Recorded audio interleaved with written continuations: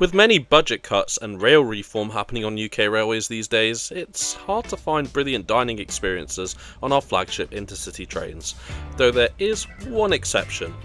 What if I told you that Great Western Railway offer a luxurious dining service, but the only catch is to travel on the country's worst high-speed train? Come with me as we enjoy a fabulous 3-course first-class meal on a trip from the British capital London down to Plymouth in the West Country. Now join me as the journey continues.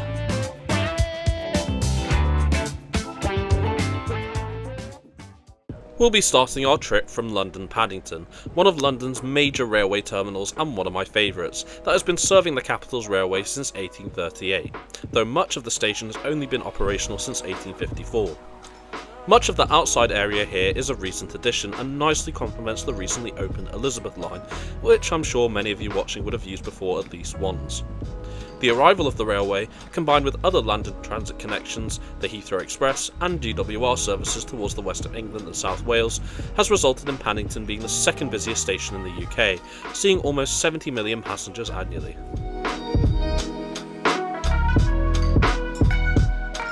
Paddington is full of rich history. The spectacular mainline station retains much of its original 19th century charm, despite the addition of many shops and modern restaurant areas, but we of course have no need for that given the train we'll be taking. And speaking of which, our train is the 13:03 departure to Plymouth, but I arrived around an hour early. This gave me the opportunity to get my train tickets as well as make use of the first class lounge on platform 1, which they grant me access to. The lounge is a decent space to relax and grab a quick drink or snack, but you won't want to use this particular part of it.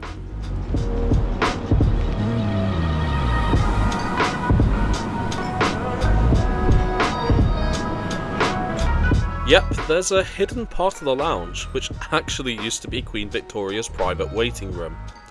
I have to admit I missed this on previous visits and it's quite easy to, so much so that there aren't as many people here, so it's a good place to admire the preserved 1800s panel framed here, alongside other art added as part of the 2016 refurbishment done by GWR prior to opening to the public. This really highlights times long since gone. Trains exploded into popularity during Queen Victoria's reign and even now, almost 200 years later, are still as popular than ever for getting around the UK and beyond, despite continued project deferrals, reduced funding and less comfortable trains. That being said, GWR has thankfully kept one good thing with its intercity services in spite of these. A certain number of weekday services include a luxury Pullman dining service, these being shown on screen now. As mentioned earlier, ours today is the 13:03 departure to Plymouth, being led by two 5-car bi-mode Class 802 Intercity Express trains, or IETs, built to replace the older HSTs that were the workhorse of GWR's intercity routes for over 40 years. Part of the Hitachi A-train family, the Class 802 is virtually the same as the Class 800 also used by GWR, albeit with more powerful diesel engines to cope with the hilly terrain in Devon and Cornwall. All sets regardless are capable of 140 miles per hour, but are limited to 125 miles per hour in regular service. Given our train is 2 units coupled together with no walk-through sections, it's important to note that the Pullman dining service is in the rear unit here, in the last first-class car where the onboard kitchen is located. Reservations in advance can be made either on the phone or online like I did, though there is another way to get a place in the Pullman dining, which I'll get into shortly. For now, I need to go and check in with the train manager. Yeah, so green light, you check wherever you like. Golf completely unreserved. Yeah, I have a reservation for the Pullman dining. Pullman dining, if you take a seat just in the next carriage they're setting up, they'll call you through. Thank you so much. Yeah, of course.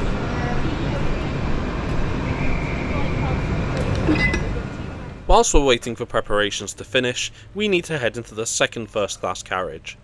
The first-class seating area is in a 2x1 configuration and makes up one full driving car and part of the car next to it on the 5-car sets, and if you want my advice, definitely avoid seat 1 here. Our route today will see us head along the Great Western Main Line as far as Reading, before diverging onto the Reading to Taunton line as we head towards the Devon Main Line for the final leg of our trip to Plymouth, with further calls at Exeter, Newton Abbot and Totnes. Our journey today is expected to take 3 hours and 12 minutes to cover the 225-mile distance.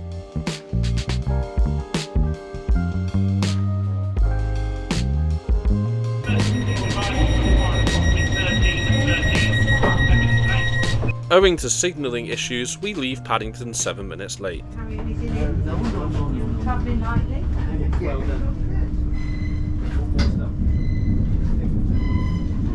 Shortly after departure, the train manager handed me the menu for the Pullman dining service, and before long, it was time to head into the dedicated dining car in the last carriage, and my first impressions are very good.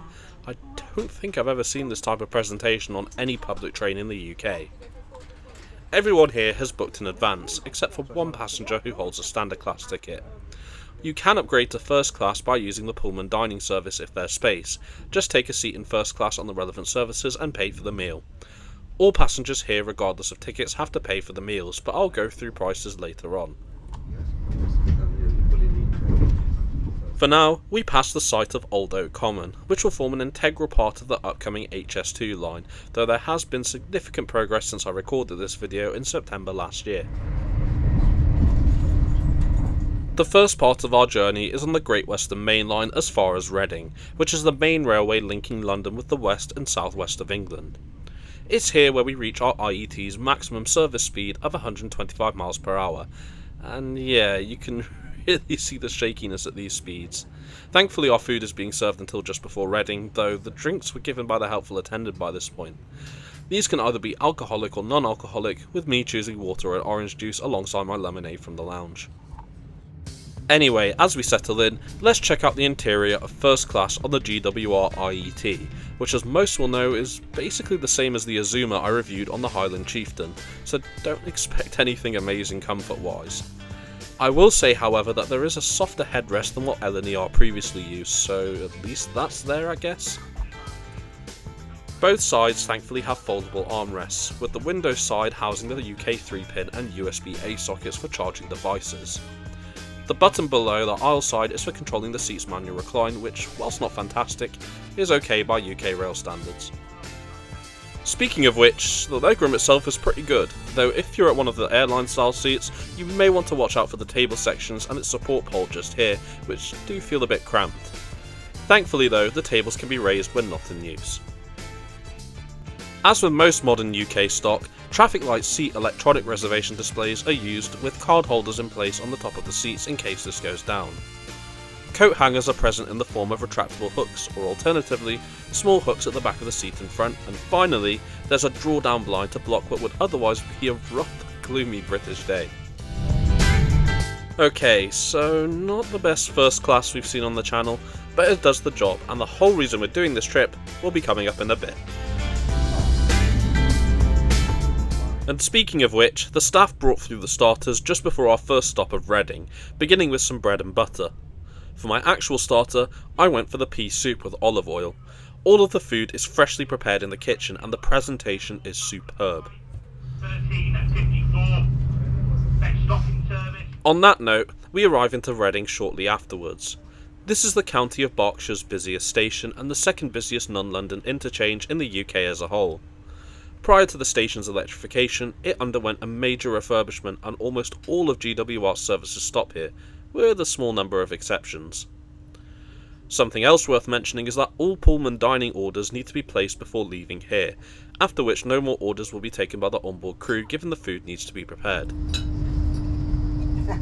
From here, we don't continue along the Great Western Main Line, but instead diverge onto the Reading to Taunton line. The section of the line we travel on towards Newbury was electrified as a spin-off to the main Great Western Main Line electrification project in 2019, and beyond here our train switches to diesel mode whilst it's still in motion to continue the long stretch of diesel running towards Devon, which is not electrified throughout. After this, the main course arrives, for which I went for the panko breadcrumb salmon with potato and salad, which was absolutely amazing. To finish for dessert, I went for the carrot cake with sultanas and was provided with a small chocolate after, which rounded off the meal nicely. Just a shame the views aren't as nice outside with the weather. The total cost? £46.50 for my 3-course meal and drinks, a 2-course meal costing £38. Whilst this isn't as cheap as the premier dining service offered by Transport for Wales that I reviewed last year, I personally think the food quality is a lot better and the presentation is far superior as well. The menu would have changed since I recorded this video 11 months ago, but I've linked the current seasonal menu in the description below. Does anything look appealing to you? The line here may not be as fast as the Great Western Main Line, but we still do a respectable 110 miles per hour, and whilst not perfect, the ride is a lot more comfortable compared to earlier, though I should mention these trains are meant to perform a lot better on electric mode compared to running on diesel. The weather even starts to clear up a bit so we can appreciate the views a bit better. Well, at least for a little bit. By the time we approach Taunton, not only does the rain return, but we also enter the county of Somerset briefly, Taunton being its county town. As well as GWR and cross country, the station here is also served by the West Somerset Railway on special event days, and even on mainline steam excursions. We now continue on the main line towards Devon, and as we do so, it's worth noting that there's free Wi-Fi on board the IETs. This worked okay, but wasn't anything special, particularly as the signal gets worse the further south we go. Anyway, let me show you around the rest of the train. This is standard class, laid out in a 2x2 configuration, and yeah, anyone who's rode these trains will know how terrible this is, and to put it into perspective, Dutch commuter trains have the same seats. In each driving vehicle you can find wheelchair spaces which are very spacious, and feature foldable sections to accommodate for those with reduced mobility. Accompanying these are wheelchair accessible toilets, which were clean throughout and spacious, with plenty of standard toilets throughout the train's vestibules. Also compartments in some carriage vestibules that can be reserved for free bike storage, which also doubles as additional luggage space. Luggage can also be stored using the overhead racks for smaller items, with larger items being stored on the larger racks throughout the carriage, and if this isn't enough, you can even fit some items in between the seats. We're now arriving into Exeter St David's.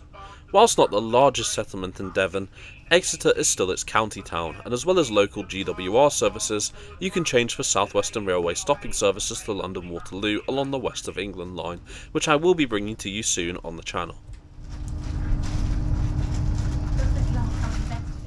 After Exeter, our route reaches its highlight as we run alongside the Devon coastline and its accompanying seawall after passing Starcross. This part of the route has been around since 1846 and runs along the open sea at the base of cliffs for 4 miles. The line is subject to frequent storm damage, though an extension of the seawall has been under construction since November 2020 to combat this, part of the works being visible here at Dawlish Station. I'll keep quiet for a moment now so you can enjoy the stunning coastal views.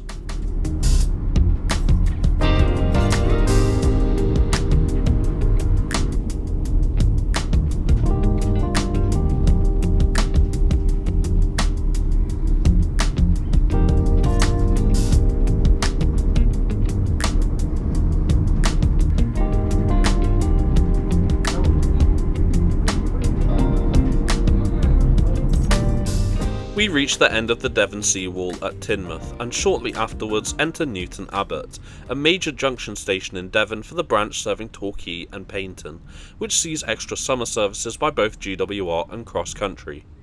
We, however, will be continuing further along the main line towards Plymouth for the last portion of our journey.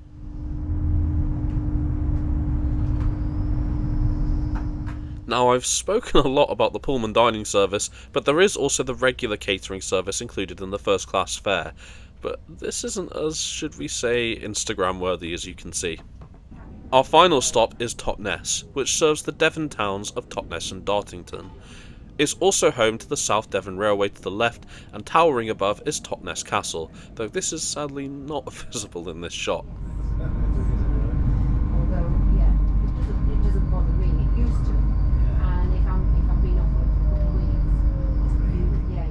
As we're on the final approach to Plymouth, let me summarise the trip. I definitely think this is an experience you won't be able to replicate elsewhere on Britain's railways. GWR's Pullman dining service really is second to none, and I really enjoyed my time on board. And yep, it's even worth surviving almost 4 hours on Britain's worst high-speed train. I think this is definitely something you need to do at least once, and I highly recommend giving it a go as and when you can. For this trip, I booked a first class advance single around a week in advance and paid £74.90, including a third off with my railcard discount, and included with the Pullman dining service at £46.20, totals the cost to £121.10, which is an expensive experience, but one I would happily do again, just not very often. Thankfully though, we arrived into Plymouth station 15 minutes late, meaning I've recovered 25% of the original ticket cost. A very nice note to end the trip on.